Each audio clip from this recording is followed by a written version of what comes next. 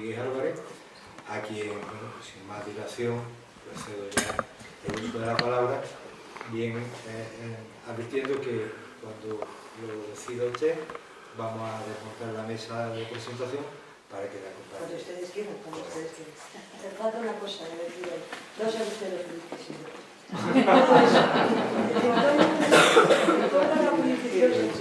La emoción que le pone lo demuestra, o sea que es así. Así que pues vamos a dejarla con mi compañero y muy bien.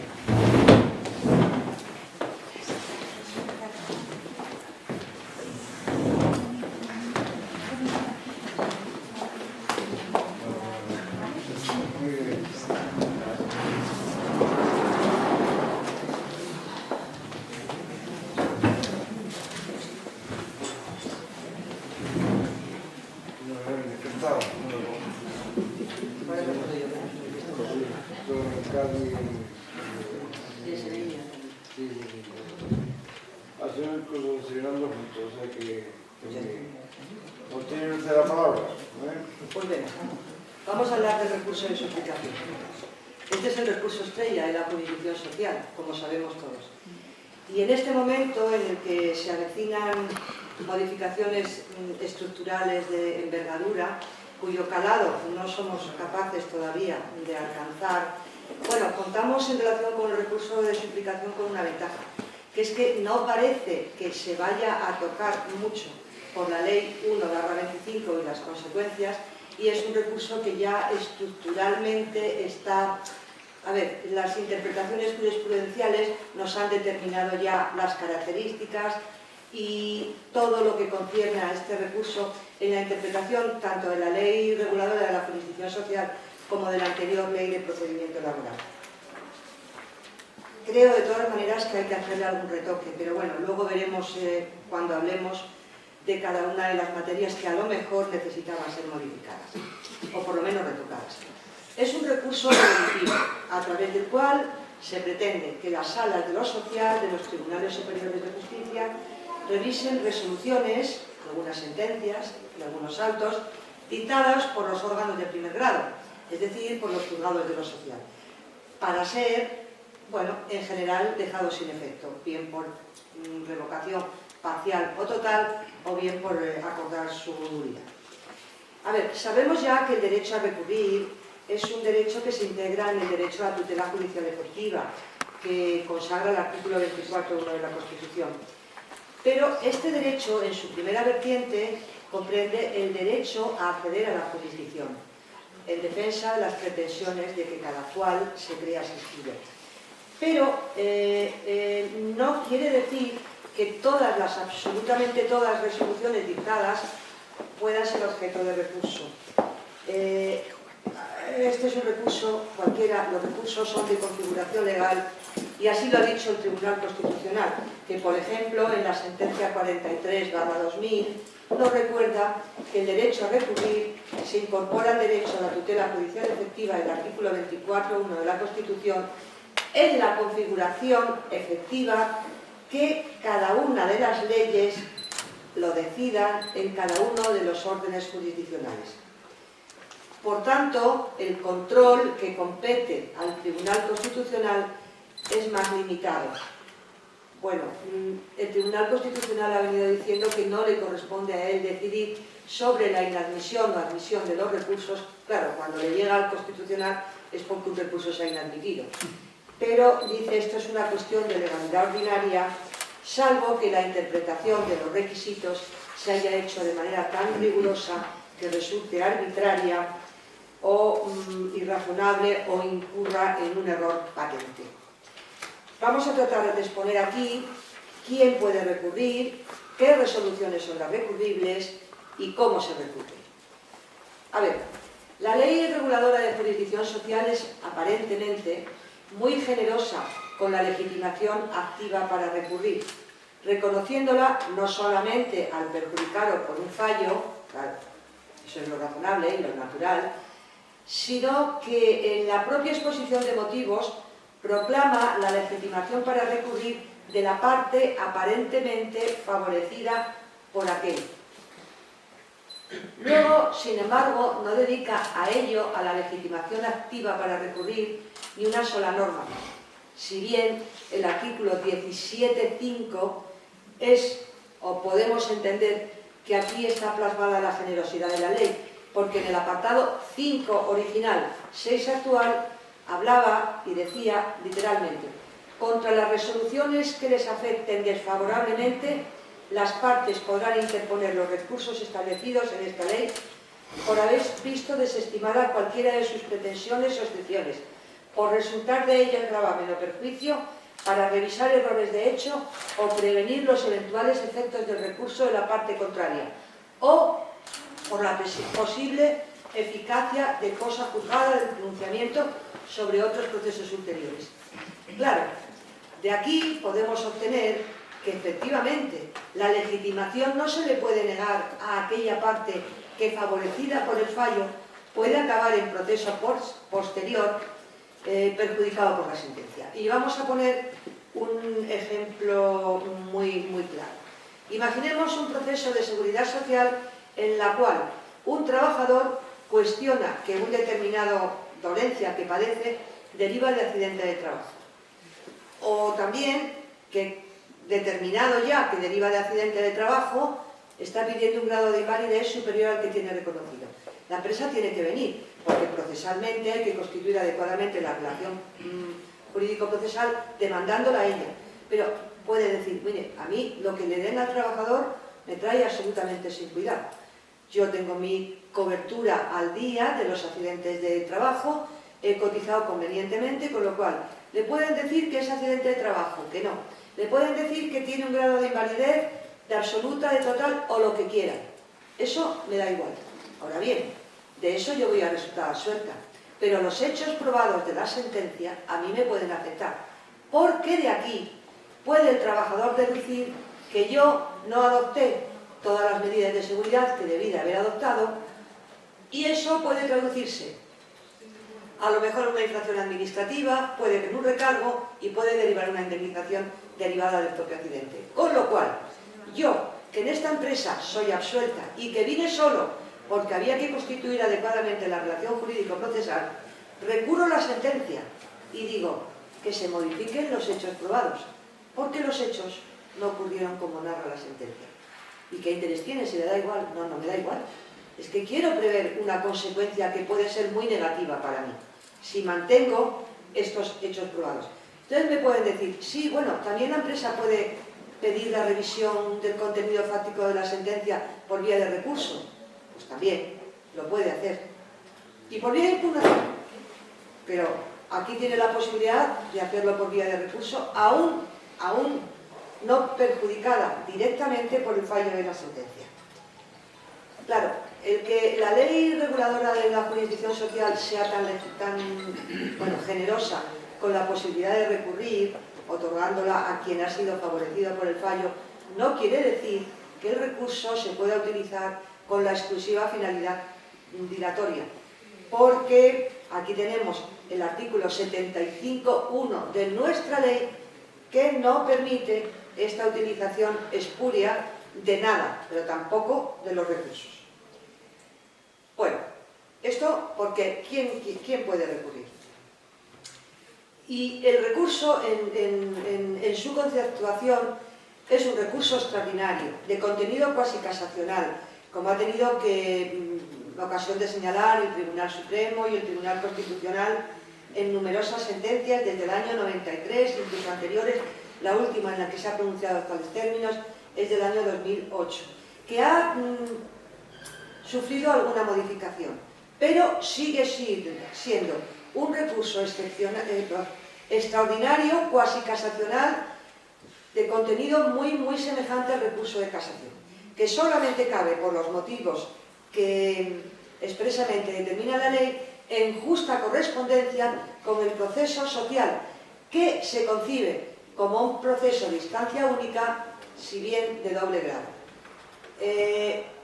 Así lo ha dicho el Tribunal Supremo en varias sentencias. Por ejemplo, creo que la última, o por lo menos de las últimas que yo tengo fichadas, del 21 de julio de 2015, que luego volveremos sobre esta sentencia. Se regula el recurso en los artículos 190 y siguientes, y conforme a dichas normas corresponde su resolución a la Sala de lo Social, pero la tramitación corresponde íntegramente al juzgado. Bueno, no hace falta que insistamos en que este recurso tiene dos fases, que a los civilistas les parece un poco rara. Tiene la fase de anuncio y la fase de formalización. Y además, los autos, ahora se puede entregar los autos de manera telemática, pero cuando los autos eran puro papel y se llevaban del juzgado, yo estuve 13 años en un juzgado de lo social. Solamente una vez, en los 13 años, tuve que ir al despacho de un letrado que se había llevado los autos y no los devolvía. Pero en general era la práctica comúnmente admitida de que los autos se devolvían. Que se devolvían en plazo, sin que hubiera que tomar medidas coercitivas nunca, o casi nunca. Ahora es más fácil porque los medios telemáticos facilitan la entrega de los autos a través de la plataforma que se utiliza normalmente.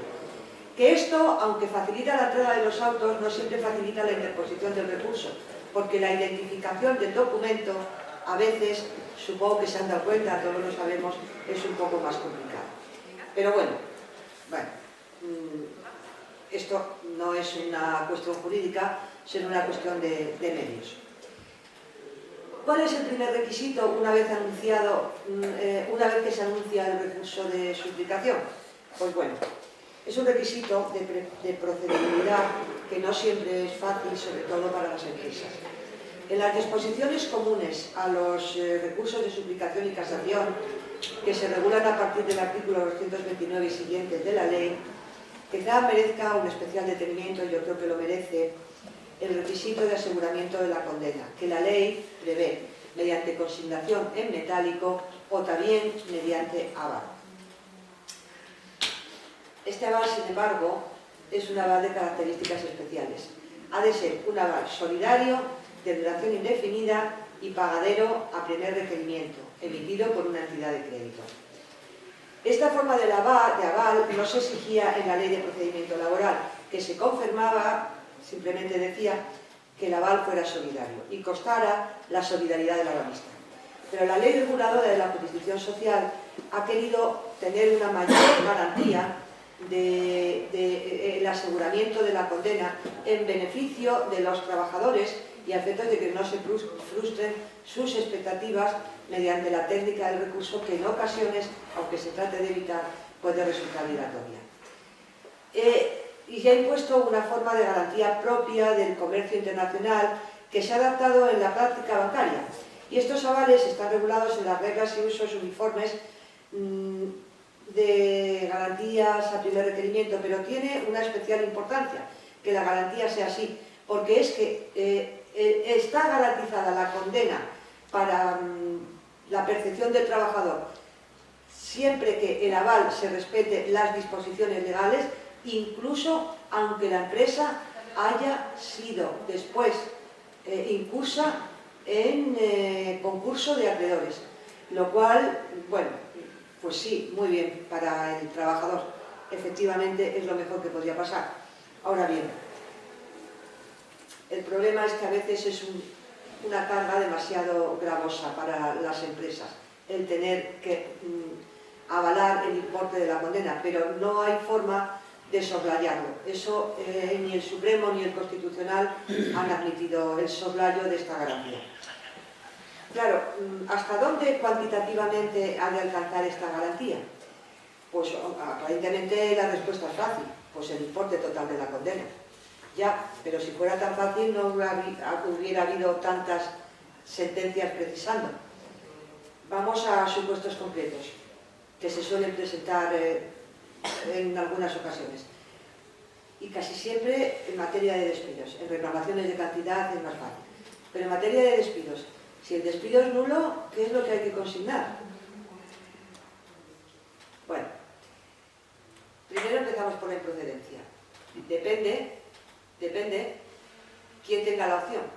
Si la opción la tiene la empresa, si la opción la corresponde al trabajador, que no es lo habitual, pero puede en algún caso tenerla, y este la ejercita, recurriendo a la empresa, deberá consignarse el importe total de la condena. Pero no es lo mismo si la opción la tiene la empresa y la ejercita.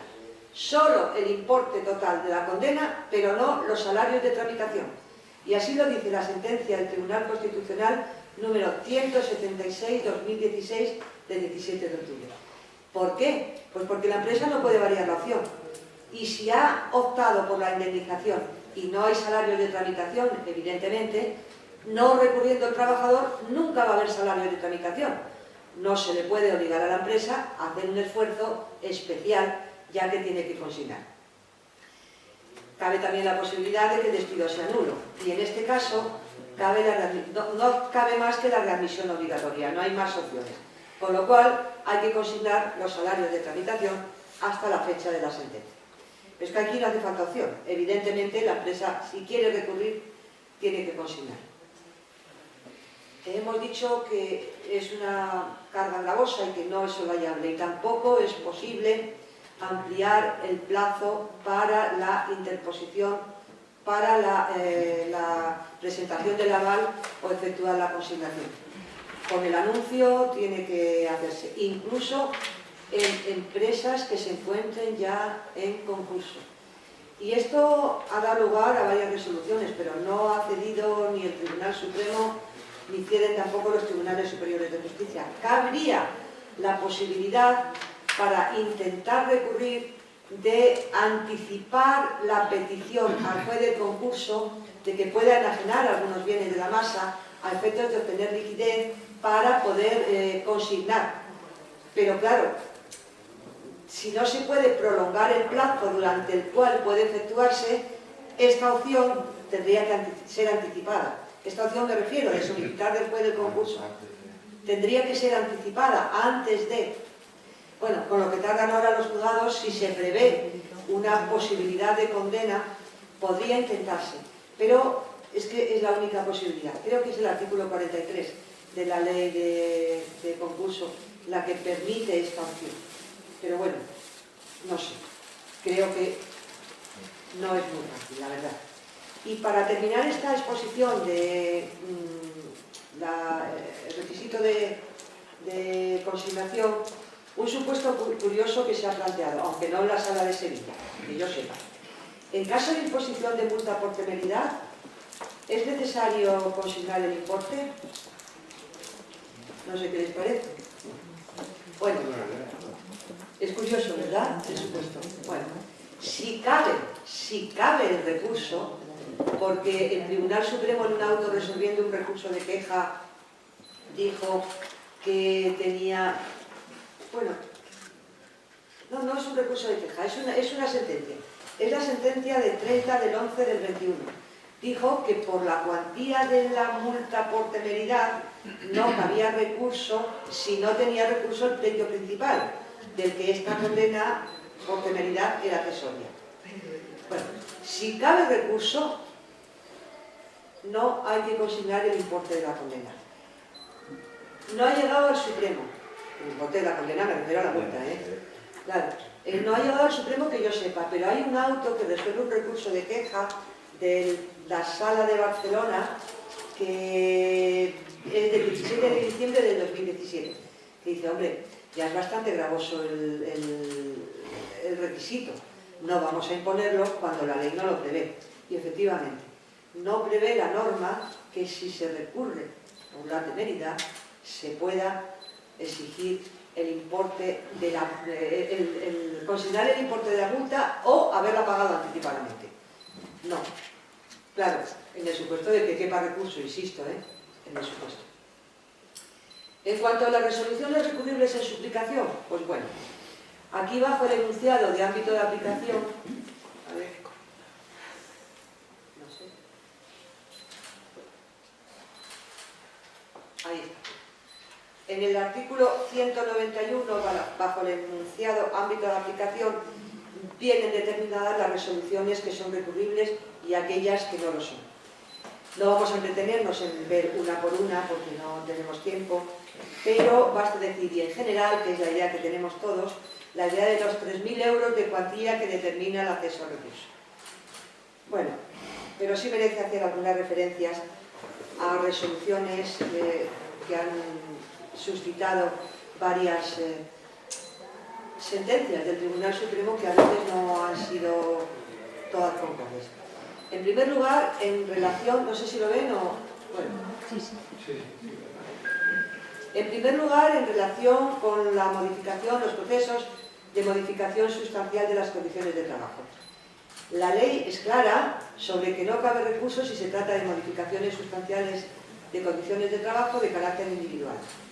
Y, aunque se vino admitiendo el recurso cuando se reclamaba indemnización por perjuicios superiores a 3.000 euros, cambió de doctrina el Tribunal Supremo en la sentencia 556/23 de 14 de septiembre y sentó doctrina que de momento no ha vuelto a cambiar, diciendo que sea cual sea la indemnización que se solicita, si lo que se impugna es una modificación sustancial de las condiciones de trabajo de carácter individual, no cabe recurso. ¿Y si se ha llegado a violación de derechos fundamentales? Pues, a ver, en principio, después de que el Constitucional dijera que en todos los supuestos en que se alegaran violación de derechos fundamentales que había recurso, el Tribunal Supremo, diríamos, abrió la mano, pero cerró a partir de la sentencia de 22 de junio del 2016, según las cuales, solamente, a ver, sí, la Sala dice, solo podrá conocer de las cuestiones de legalidad ordinaria planteadas en el recurso si están estrechamente vinculadas a la vulneración de derechos fundamentales denunciada, hasta el punto que resulte de todo imposible resolverlas separadamente. Esto es lo que dice esta sentencia del Supremo. Con lo cual, yo creo que lo que ha hecho es una revisión a caso por caso. Pero hay una cosa, que aquí hay que contarla. Esta sentencia tiene dos votos particulares, de María Luisa Segoviano y de Rosa Viroles. María Luisa Segoviano está en el Tribunal Constitucional ahora, con lo cual, a lo mejor es posible una cierta apertura. La verdad es que a veces es muy difícil, pero también es verdad que se abusó mucho. Modificación sustancial de las condiciones de trabajo, de carácter individual, lesión de derecho fundamental, ¿qué derecho fundamental? El de indemnidad laboral, que me olvido en cuanto ya me han admitido el recurso y el recurso está en la Sala. Y ya voy solo a lo que es estrictamente de legalidad ordinaria, hombre, pues así no. Así no. Bueno, de carácter colectivo, evidentemente, no hay ninguna duda de que cabe el recurso de suplicación, aunque la impugnación se recurra individualmente. Por ejemplo, la sentencia 2308 de 2015, de 15 de junio de 2015. También ha sido objeto de controversia la interpretación de la norma en su apartado 2G, en cuanto a la impugnación de las faltas médicas. Bueno, no cabe recurso ni impugnación de materia de alta médica, usada por los servicios públicos de salud. No cabe y no cabe. Y no solamente lo dice el 2G, también lo dice el artículo 143G de la misma ley. Y es que aquí no cabe en ningún caso, porque es que no cabe acumular absolutamente ningún otro procedimiento a la impugnación de altas médicas. Pero cabe recurso, sin embargo, en los procesos de impugnación de las bajas médicas cursadas por los servicios médicos que impugnan las mutuas, porque aquí lo que se está impugnando es la baja médica y no el alta, que es para lo que está concebido y regulando el artículo 140. Y así lo dijo el Tribunal Supremo, entre otras, en su sentencia 4622 del 19 de enero del 22. Igualmente ha sido polémica la interpretación de la norma que dice: procederá en todo caso la suplicación en reclamaciones acumuladas o no, cuando la cuestión debatida afecta a un gran número de trabajadores, con aceptación general. Bueno, con la aceptación general nos hemos llevado siempre muy mal, todos. Y yo creo que el Tribunal Supremo, que ha reconocido, y no cabe otra posibilidad, que la aceptación general es un concepto jurídico indeterminado, pues nunca no hemos acabado todos de saber cuándo hay afectación general, pero siempre tiene que concurrir el requisito de haberse alegado. Puede que no haya sido puesta en cuestión por ninguna de las partes, pero eso no determina que la haya. Y desde luego tiene que haber una litigiosidad en masa. Pero tampoco hay afectación general cuando se trata de interpretar una norma que puede tener potenciales destinatarios, porque a lo mejor esos destinatarios de la norma nunca plantean un problema. Con lo cual, ahí nos quedamos con la afectación general. También yo creo que caso por caso y caso por caso. Bueno, yo creo que el Supremo, no sé si se acuerdan ustedes cuando discutíamos si para cálculo de la base reguladora de la prestación por desempleo se calculaba sobre los últimos 6 meses o sobre los últimos 180 días. Bueno, el Tribunal Supremo estuvo diciendo muchas sentencias y durante mucho tiempo que no había afectación general y no admitía los recursos. ¿Se acuerdan? Hasta que finalmente, bueno, ya se percató de que no era una sala, no era la sala de Sevilla, la de Granada, no era Andalucía, era pues La Coruña, era Barcelona, y finalmente entró. Pero costó mucho trabajo. Ocurre que, claro, también ya no en el Supremo, sino en la sala de lo social, pues cuando llega un primer asunto no tenemos constancia de la litigiosidad que ha generado una determinada materia. Y como los conceptos jurídicos indeterminados no permiten ser tasativos, pues a veces también nos bandeamos. Pero bueno,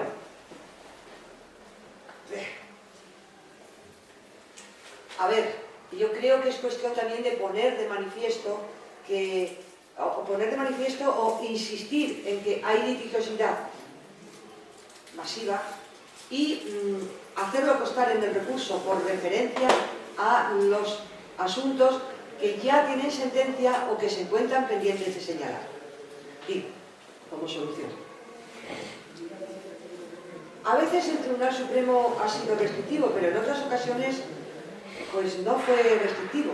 Y, por ejemplo, hay una sentencia que se hizo muy famosa, es la sentencia del 29 de junio del 2009, que versaba sobre la posibilidad de tomar solo 6 días de vacaciones y solo un trabajador. Y admitió el recurso, porque se trataba de dar carta de naturaleza e integrar en nuestro ordenamiento la sentencia del Tribunal Europeo que había decidido sobre la incidencia de vacaciones cuando el trabajador se encontraba en incapacidad temporal.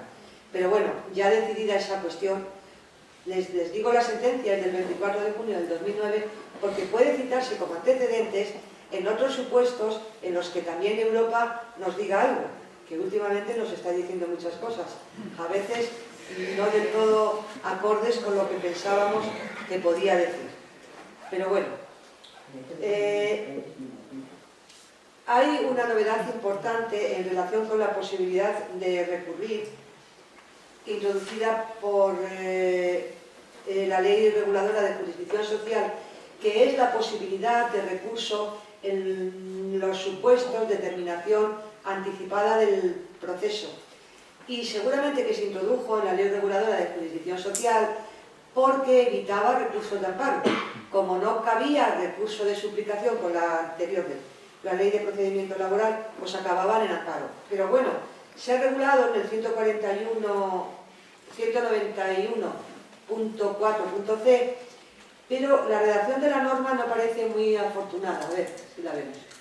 191.4 y c.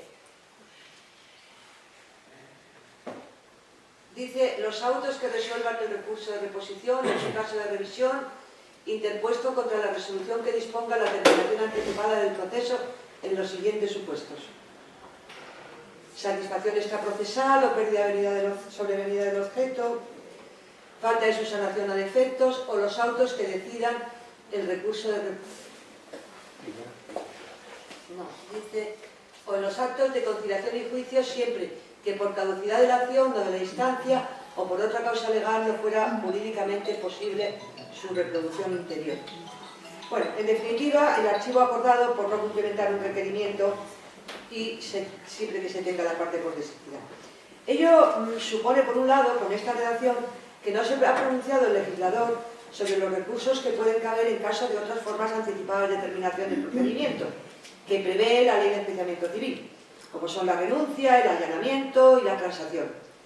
Estas formas anormales, y bueno, y ahora diríamos el llegar a un acuerdo extrajudicial por otra vía que pudiera ser cualquier otra. Bueno, estas formas anormales de terminación del proceso, según los artículos 20 y siguientes de la Ley de Enjuiciamiento Civil, requieren una resolución judicial, que sería un auto o una sentencia. Si la resolución que corresponde dictar es un auto, no parece que pueda incardinarse en esta norma, pero yo creo que hay que hacer una interpretación extensiva. Y desde luego, si es una sentencia, cabría, si por la materia contra la sentencia cabe el recurso.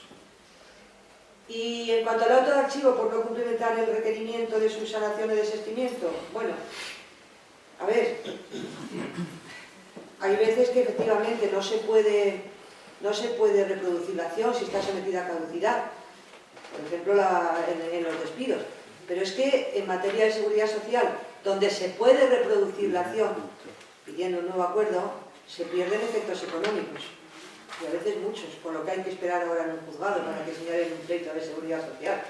Con lo cual, yo soy bastante partidaria de una interpretación extensiva en cuanto a la posibilidad de recurrir cualquier medio o cualquier forma de terminación anticipada de un proceso.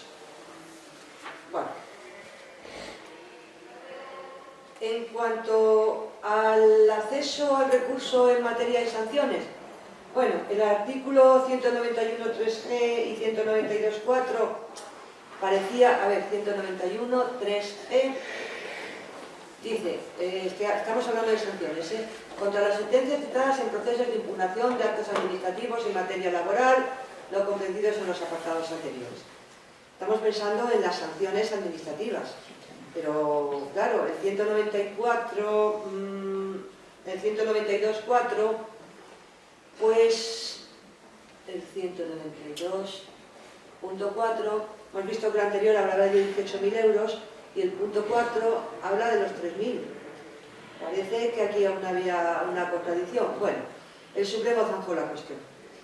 En una sentencia que dictó el Pleno, la sentencia 857/2017 de 2 de noviembre aclaró las cosas. Dijo, vamos a ver, si las sanciones son administrativas en materia de seguridad social, el límite está en los 3.000 euros. Pero si la materia es cualquier otra, a ello se debe referir la norma cuando habla de materia laboral, entonces el límite está 18.001 euros, porque la ley dice sanciones superiores a 18.000 euros. Bueno, esto obliga, la verdad es que lo que vemos normalmente cuando se notifica una sanción, se fija el tipo sancionable y la norma en la que se incardina. Pero si no, basta con ir a la LISOS. Si la sanción es administrativa en materia de seguridad social, dentro del listado, pues los 3.000, si no, los 18.000. No parece que sea difícil, pero a veces, pues bueno, bueno. Y hay una referencia que no podemos dejar de hacer al artículo 191.3d. Este artículo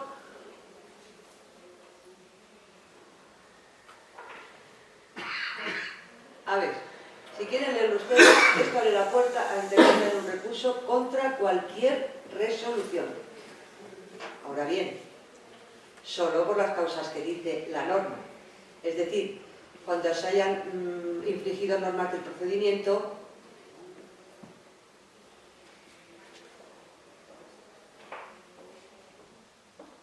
no, este no es, estamos viendo el artículo 191.3d.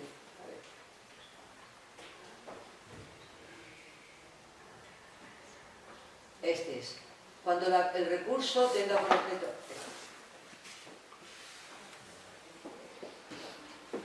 A ver, en la práctica, ¿cuándo nos encontramos con la invocación de esta norma? Pues cuando la sentencia no es favorable a quien ha pretendido y no puede recurrir, porque la sentencia no es recurrible por la materia o el proceso donde se ha dictado. Esta norma permite recurso, claro que lo permite, pero solo y exclusivamente por quebrantamiento de normas o garantías que hayan producido indefensión. Claro, exige además que se consigne protesta. Bueno, no hace falta consignar protesta cuando la infracción se comete en la propia sentencia. Claro. Ahora bien, ¿cuándo nos encontramos con la posibilidad de decir, oiga, que a mí la sentencia me está produciendo indefensión? Pues hemos visto varios supuestos. No, por supuesto, cuando la valoración de las pruebas que haya efectuado el juzgado de instancia no coincide con nuestros intereses. Eso no es motivo de nulidad, ni de infracción normativa, ni de indefensión. Pero sí, si hay una valoración tan errónea de la prueba que puede causar indefensión. No por la valoración, sino por error de concepto. Y pongo un ejemplo que hemos tenido nosotros. En un despido, el magistrado de instancia decía que no otorgaba validez a una prueba testifical porque la testigo era hermana del actor. Y el actor decía, oiga, no es mi hermana. Mi hermana es otra testigo, a la que usted no dejó pasar, porque como dijo que le dijimos que era mi hermana, ya no la escuchó. Se ha equivocado usted, es que esta señora no es mi hermana, y era cierto.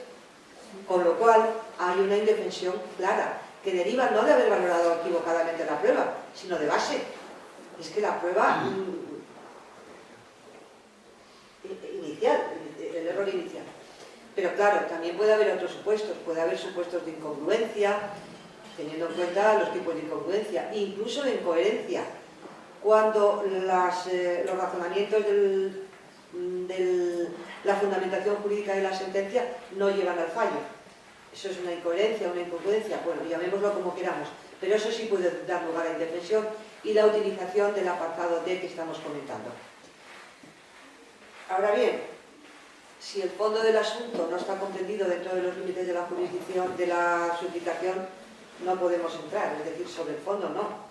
Con lo cual, esta norma lo único que permite es la nulidad de las actuaciones y, por supuesto, todo recurso, incluida la sentencia para que, bueno, vuelva señor juez de instancia, señora jueza o magistrada del órgano que ha dictado la sentencia, a volver a valorar la prueba, si es que se trata de prueba, o resuelva usted sin incurrir en la incongruencia en que ha venido incurriendo y que ha dado lugar a esta indefensión. Bueno, y examinado ya qué resoluciones son recurribles, quería hacer una referencia a las cuestiones que no se pueden, que son cuestiones, no motivos de recurso, que no se pueden introducir en el recurso de suplicación, que son aquellas cuestiones nuevas, que no han sido objeto de examen y fallo en la instancia. Porque el recurso de suplicación, que insistimos es un recurso extraordinario, no se trata a través del mismo de enjuiciar el fondo del asunto, sino de revisar el enjuiciamiento que ya se ha hecho. Cuestiones nuevas, por lo tanto, no, salvo las que se puedan apreciar de oficio. Claro, todos estamos pensando en una caducidad. Bueno, ¿usted me va a alegar caducidad en el recurso si no lo ha alegado en la instancia? Bueno, no verá, yo no lo alego, pero esta es una cuestión que usted, señores magistrados de la sala, pueden apreciar de oficio. Por lo tanto, tendrá la amabilidad de contar. Este está caducado. Si así se dice en el recurso, la sala se va a ver compelida a verlo. Bueno, es una cuestión nueva, pero es que es una cuestión que se puede apreciar de oficio, con lo cual vamos a verlo. Fuera de esas cuestiones, no pueden. Todavía el Supremo no ha admitido una cuestión nueva en el recurso, ni en el de suplicación, ni por supuesto en el de casación, porque es que sería abordarla por primera vez, se perdería una instancia, con lo cual parece razonable que no se admita.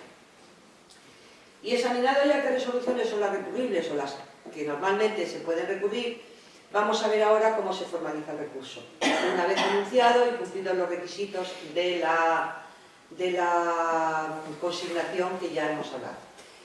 Bueno, se formaliza por escrito, evidentemente, y puede ser formalizado apelando al apartado A, al apartado B o al apartado C del artículo 193.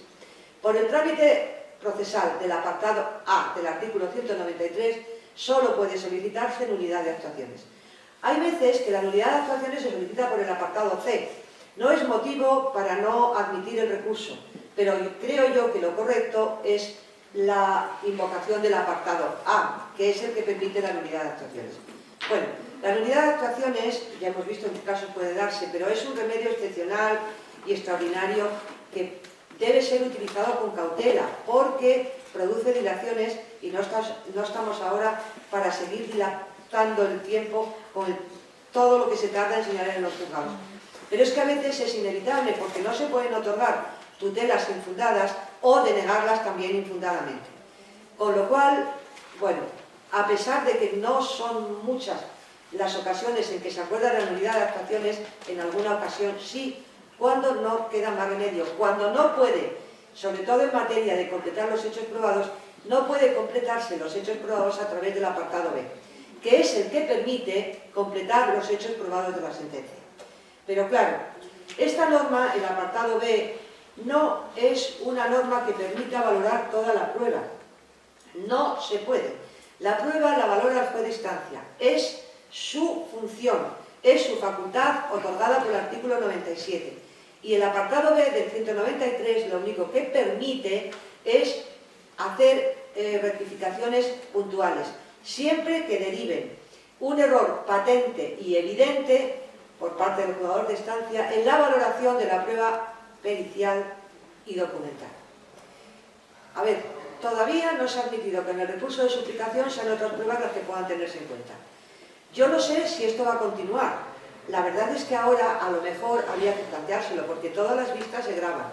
Si se graban, ya no es que tú no puedas escuchar al testigo, puedes verle y valorar pues el lenguaje no verbal, que también valora el juez de instancia. Pero lo cierto es que hasta ahora no se permite. Solamente prueba documental y prueba pericial. Pero ahora habría que ver dónde se regulan los documentos que pueden ser a estos efectos tenidos en cuenta. Pues bueno, vamos a decir una cosa, no solamente los documentos públicos y privados tal como se regulan en la ley de enjuiciamiento civil, porque el Tribunal Supremo ha admitido los correos electrónicos. No sé si lo saben ustedes. Supongo que sí, porque fue muy famosa la sentencia. No sé, no hay principiantes, con lo cual para ellos a lo mejor ella era más novedoso. Los correos electrónicos sí, lo hizo en una sentencia del Pleno del año 2017 y en una posterior, cuyo ponente era Sebastián Moralo Gallego, anulaba una sentencia de Castilla-León de la Sala de Valladolid porque no había accedido a revisar los hechos probados de la sentencia porque el documento era un email.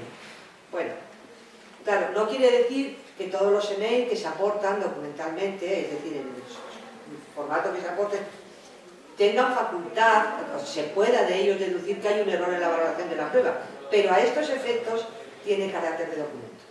No son, sin embargo, documentos los WhatsApp. Sí pueden ser valorados por el juez de instancia, como cualquier otro medio de prueba, pero a los efectos de modificar los hechos probados en el recurso de suplicación, todavía el Tribunal Supremo no lo ha admitido.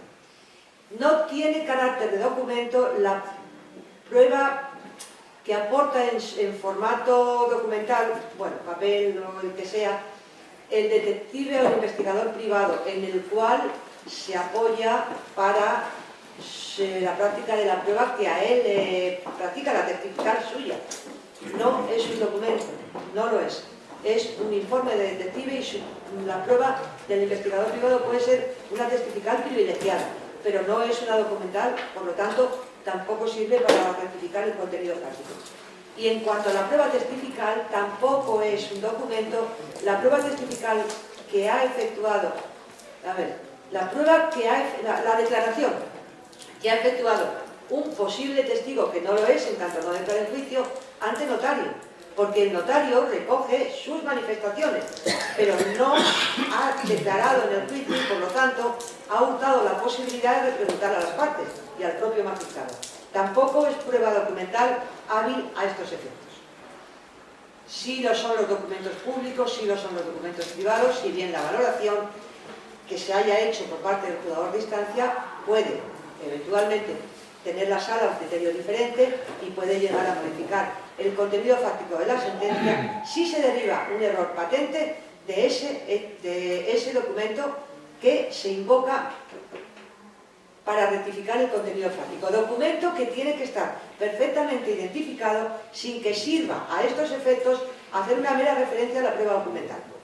La prueba documental que contiene el proceso puede ser una prueba muy amplia y el juez, el magistrado ponente o la sala no tiene por qué examinar toda la prueba. Es que no puede. La valoración de la prueba le corresponde al juzgado de instancia. Y hay que identificar perfectamente el documento pericia de la cual se deriva error para que la sala pueda proceder a la rectificación. Si no se cumplen estos requisitos, difícilmente puede procederse a la rectificación del contenido fáctico de una sentencia.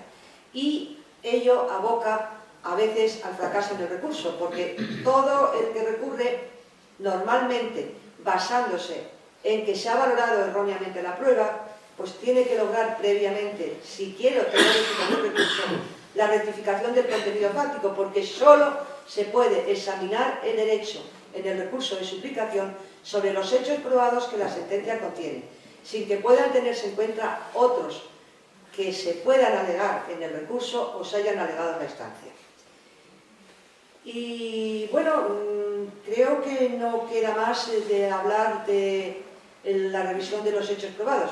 Vamos al apartado C, que es el que permite el examen del derecho que aplica la sentencia de instancia. Y en este caso es también interesante recordar que ha de citarse la norma del ordenamiento jurídico que se considere infringida.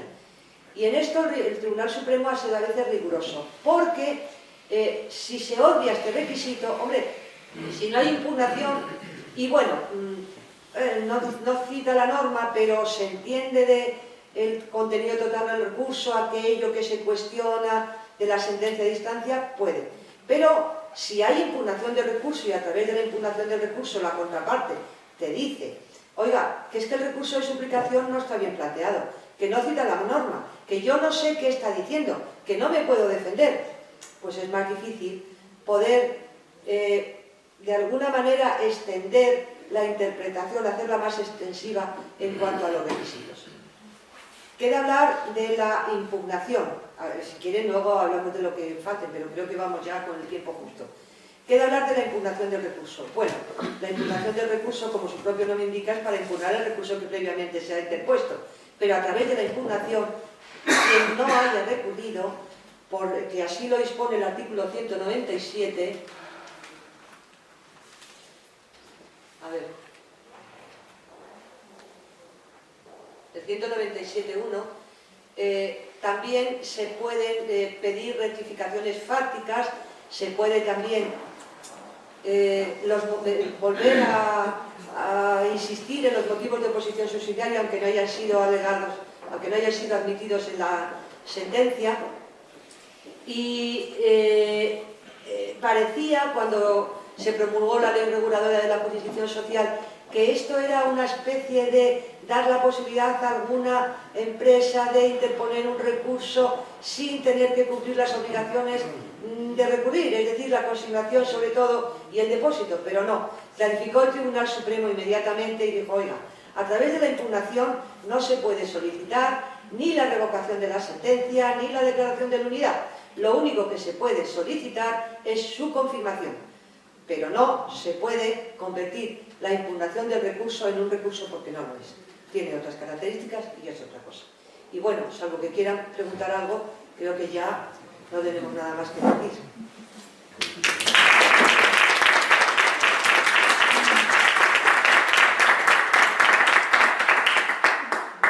Pues señora García, de Begoña, vamos a ver si hay en el Zoom había un compañero que...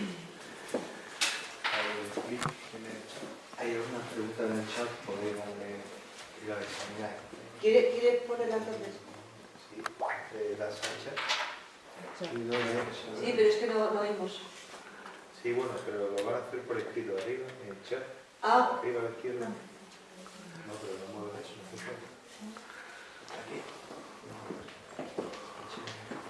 y aparecerá la pregunta.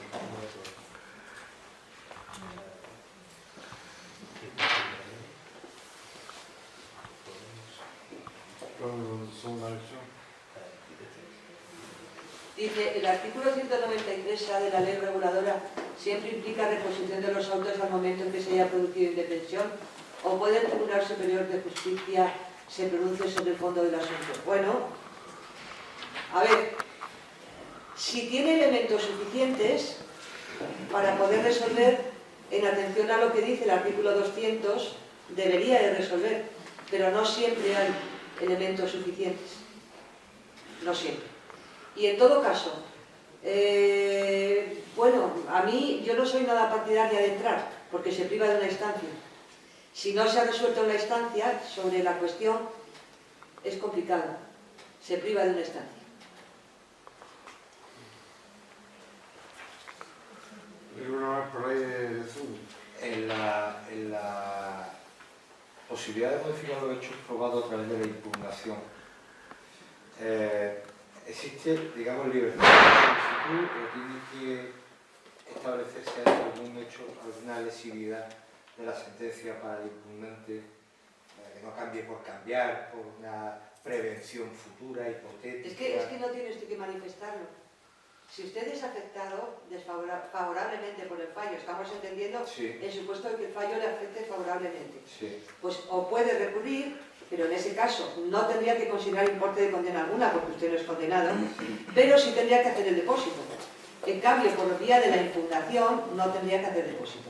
Yo creo que usted no tiene que decir por qué, sino simplemente quiero, en prevención de futuros procesos, o por el efecto de cosa juzgada que puede tener la sentencia, quiero rectificar este hecho probado.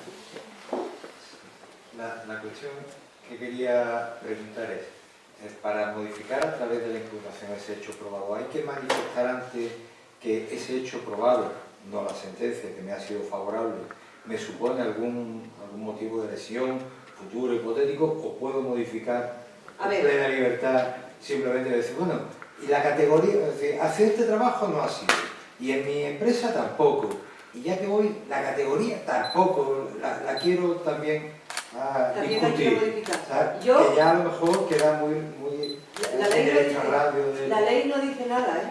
La ley no dice que haya de expresarse, que tenga usted que manifestar por qué quiere rectificar el contenido fáctico. Hombre, lo que abunda no daña. Si quiere, lo puede hacer, pero siempre es a prevención de futuro proceso y en lo que me pueda perjudicar este contenido de este hecho probado en otro hipotético proceso.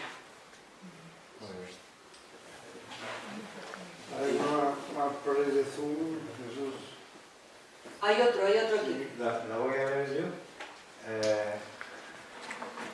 Dice, si en un recurso de suplicación quiero alegar que no son válidas las grabaciones aportadas por la empresa en el juicio por aplicación de la Ley Orgánica de Protección de Datos, aunque soy consciente de que el Tribunal Supremo ha dicho que son válidas, ¿he de hacerlo con la vía del 193A o del 193C de la Ley Reguladora de la Jurisdicción Social? Pues depende en qué sentido.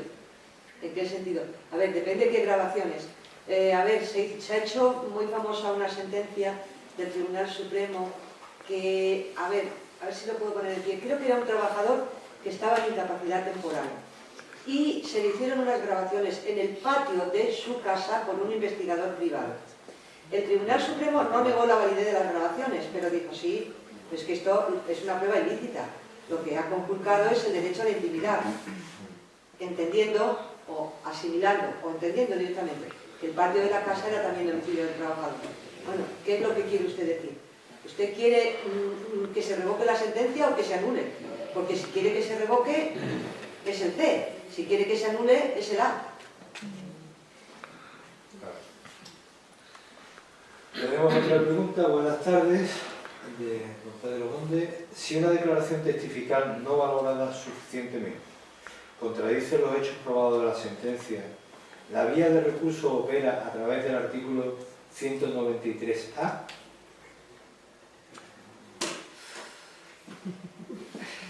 A ver, si la valoración de la prueba es groseramente equivocada, pues sí, pero si no, puede haber simplemente una discrepancia entre la valoración del juzgador y la que le interesa a uno que se valore, en cuyo caso no sería la. Pero bueno, se puede. Tenemos una aclaración a la pregunta anterior, a la pregunta 2, respecto de las grabaciones. Es decir, me refiero a grabaciones de las cámaras, abajo.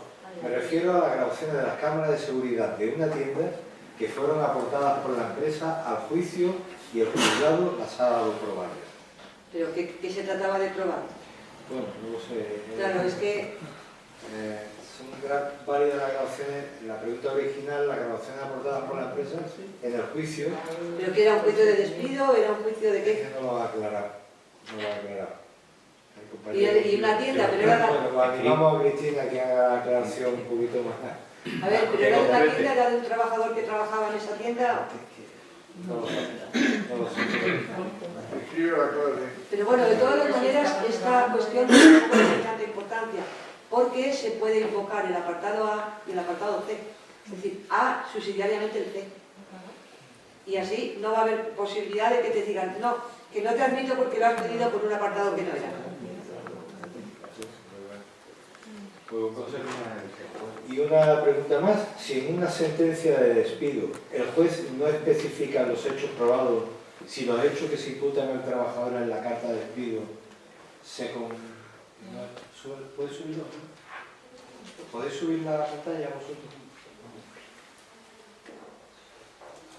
A ver, no se puede. Por la parte de la derecha.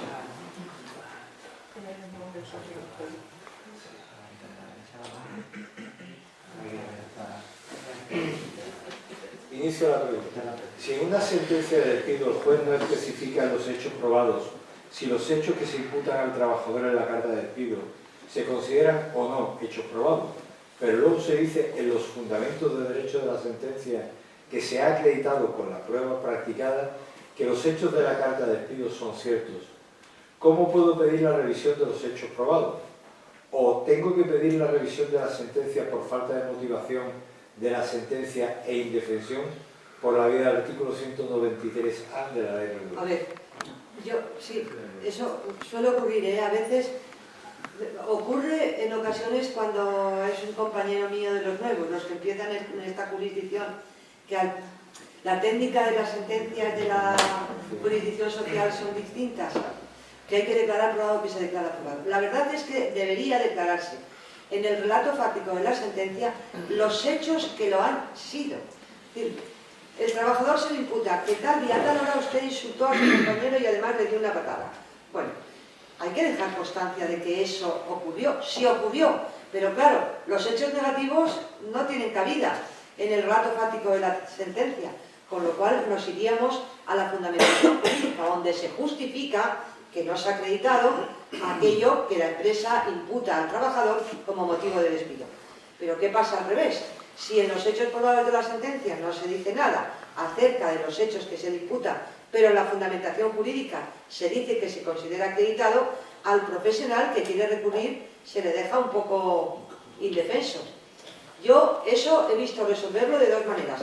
Pedir nulidad por el apartado de A por insuficiencia de los hechos probados de la sentencia. A veces se apela también al artículo 120 de la Constitución por falta de motivación y en todo caso considerar que el fundamento jurídico en esa parte concreto es relato fáctico y pedir la extracción de la fundamentación jurídica de esa parte que se considera relato fáctico y extraerlo. Sí, muy bien. Pues la compañera anterior aclara su duda. Se refiere a la grabación realizada en una tienda, como ya hemos visto, dice era un juicio de despido en el que las grabaciones eran de una tienda, se graba a un trabajador y se les pide con base a que le hayan pillado robando. Y ella considera, yo digo, que no se le puede utilizar por la Ley Orgánica de Protección de Datos. Depende. Aquí hay que decir más cosas porque no sé si los trabajadores tenían ya conocimiento de que se grababan. Claro, a ver, podían tener conocimiento de que se les grabara a ellos, pero las cámaras en todas las tiendas están para grabar a los clientes. Si te han pillado a mí, tú sí sabes que hay cámaras. No lo sé, habría que acelerar un poco más. Hay más. Aquí en la sala hay alguien que quiera hacer una pregunta.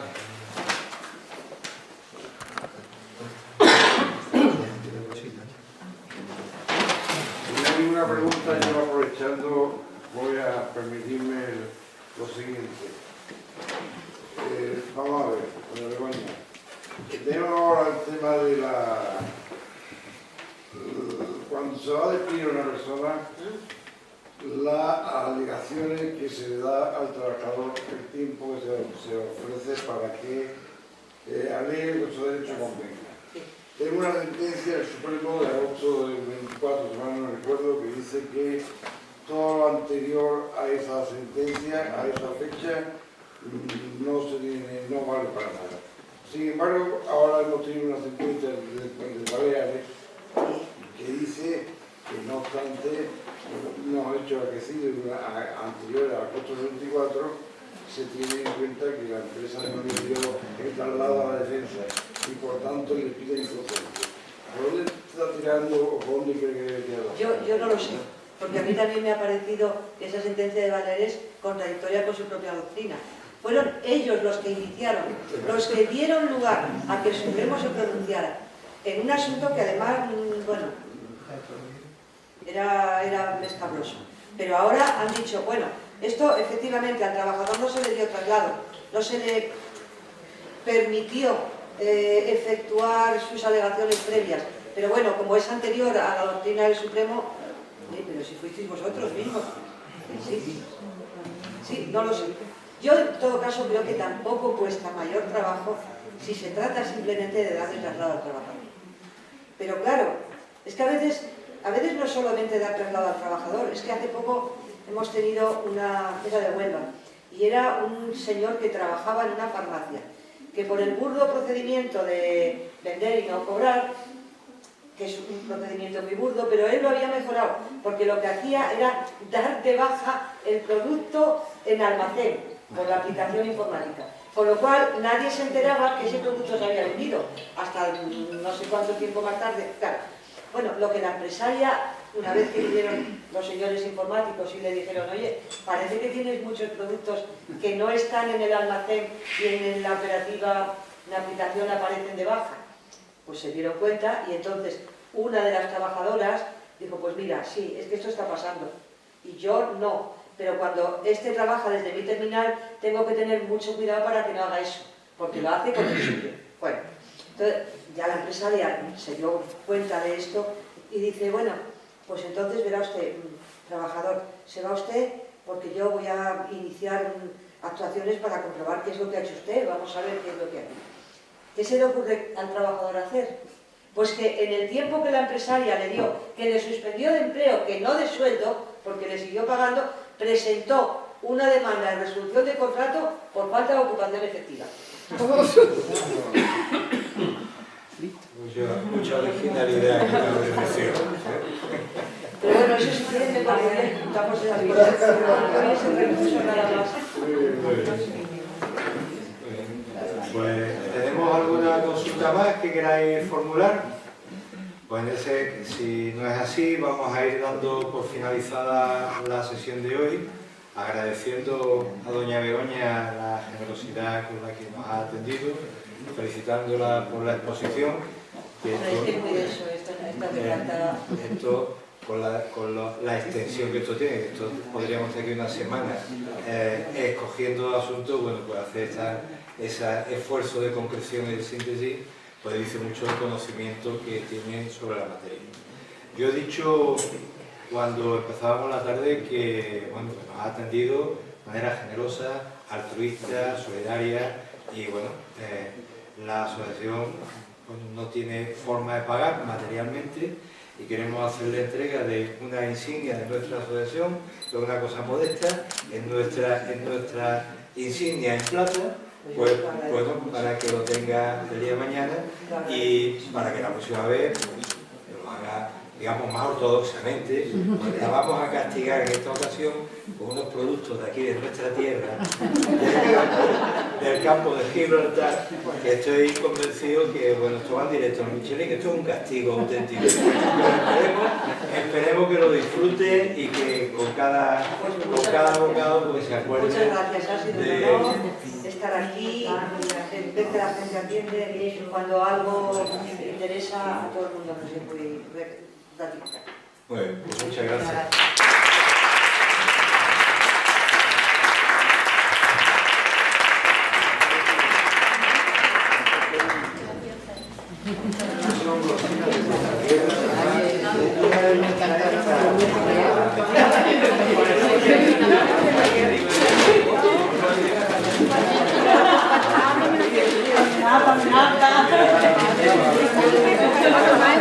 Mi nombre es Juan Moya. Eso, digo, yo iba a decir mol. Ahí viene la receta. Muchas gracias. Ay. Te lo va a contar mañana, ¿no? ¿Esta tarde? Pero